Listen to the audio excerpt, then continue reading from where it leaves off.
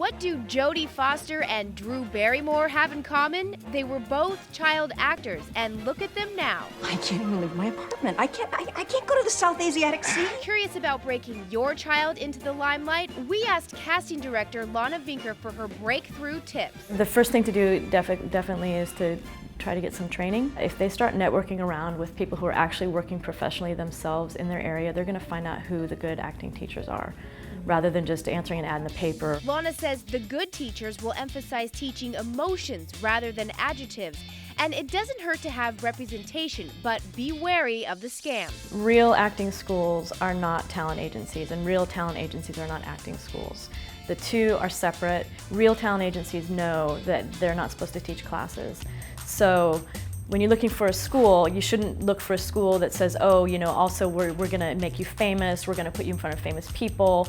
That's not what a school is about. The school is about teaching people how to act. You don't necessarily need an agent to find casting calls in your community. Check your local paper.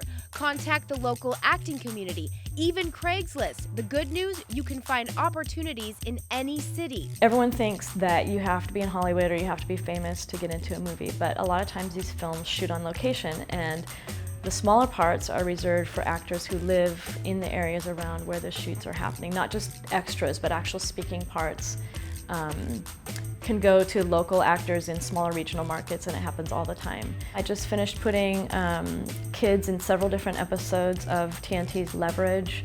I cast some kids that are going to be in the new Harrison Ford film. And of course a whole bunch of kids in Paranoid Park, the Gus Van Sant film.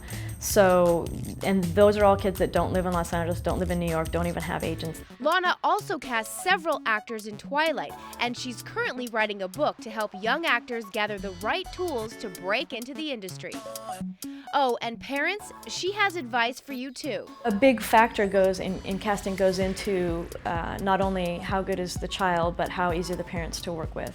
Oh, really? So, yes. So if we know that, the child's pretty good, but the production's going to have the parent on set for 6 weeks, and we know that they're difficult to work with, that might have an effect.